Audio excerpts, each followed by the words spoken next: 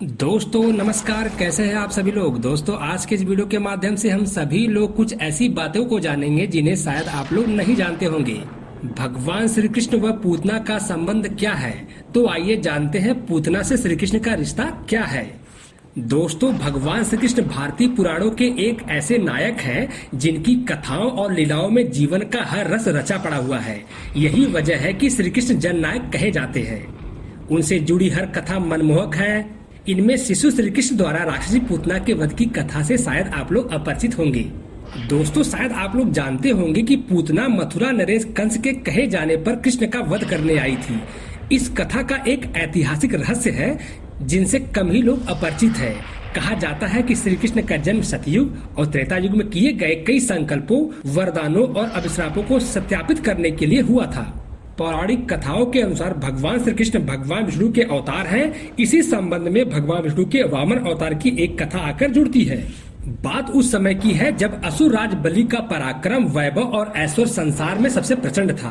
पृथ्वी और पाताल के अलावा स्वर्ग जन्म से असुर होते हुए भी राजा बलि हर दैवी गुण था।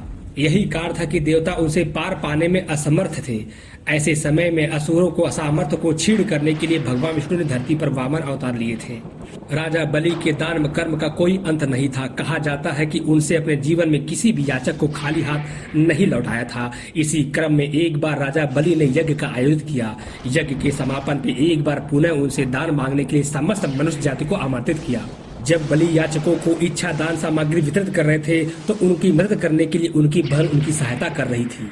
दोस्तों जैसा कि आप सभी लोग जानते हैं कि बहन के तो प्राण अपने भाई के दिलों में बसता है।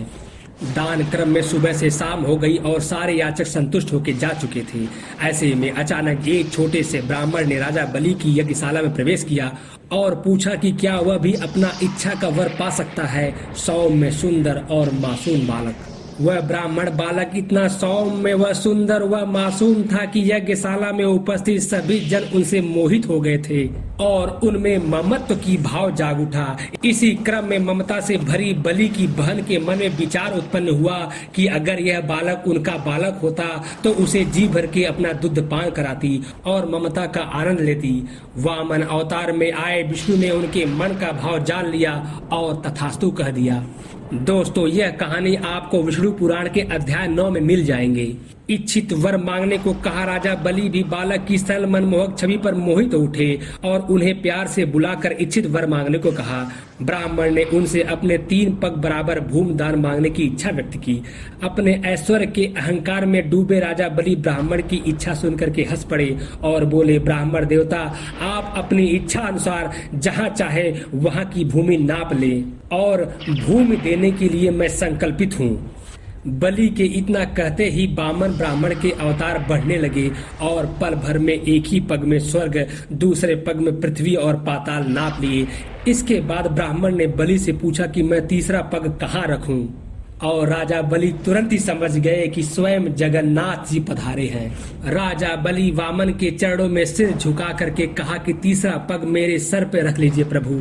इस तरह राजा बलि स्वयं भगवान की शरण में आ गए और उन्हें मोक्ष की प्राप्ति हो गई। लेकिन यह घटना देख करके बहन के मन में भाई के लिए अपमान सहन नहीं कर सकी। तुरंत ही उनके मन में यह विचार आया कि यह अगर मेरा शिशु होता तो इसे अपने दूध में जहर मिला करके पिला देती।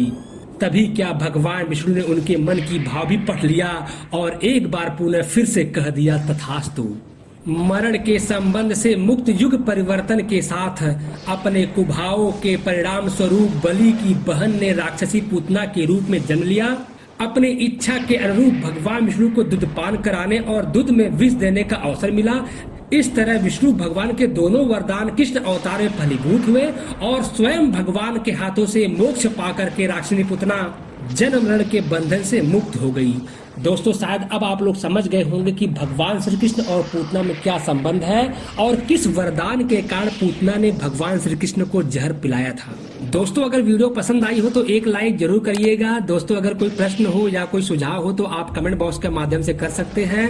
दोस्तों अगर अभी तक आपने चैनल को सब्सक्राइब नहीं कर रखा है तो चैनल सब्सक्राइब कर ले, हमारा सपोर्ट करें और बेल आइकन को जरूर ऑन कर ले। दोस्तों वीडियो देखने के लिए आप सभी लोगों का बहुत बहुत धन्यवाद। राधे कृष्ण, राधे कृष्ण।